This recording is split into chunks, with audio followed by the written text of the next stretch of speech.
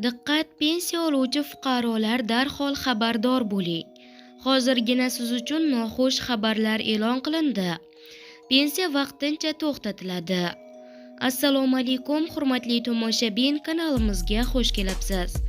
Tezkor va eng so'nggi yangiliklardan birinchilardan bo'lib xabardor bo'lishni istasangiz, kanalimizga obuna bo'lib, like tugmachasini bosib qo'yishni unutmang. Diqqat qiling, yangi qarorga ko'ra Xalq banki pensiya tarqatish bo'yicha vakolatni rasman yo'qotdi. Markaziy bank qarori bilan ushbu yo'nalishdagi ikkita qaror o'z kuchini yo'qotgan. Ishlamaydigan pensionerlarga to'lovlarni tashkil etish bo'yicha Xalq bankining vakolati rasman o'z kuchini yo'qotdi. Bu haqda 30-mart kuni Iqtisodiyot va Moliya vazirligi hamda Markaziy bank qarori imzolangan. Unga ko'ra 2018 va 2019 yildagi yo'riqnomalar o'z kuchini yo'qotgan.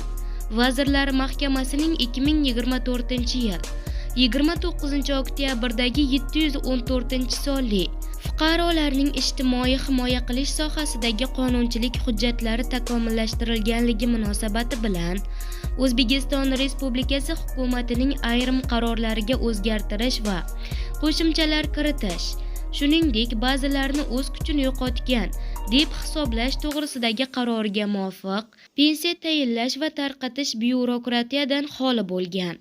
Xususan, pensiyalarni tayinlash hamda to'lash tartiblarini raqamlashtirish orqali ortiqcha byurokratik to'siqlar bartaraf etilgan.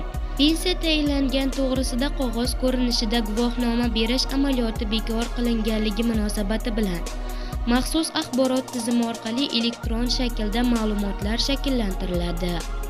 Pensiya miqdorlari, tovarlar va xizmatlarning iste'mol narxlari indeksatsiya darajasini hisobga olgan holda indeksatsiya qilib boriladi, deyiladi xabarda.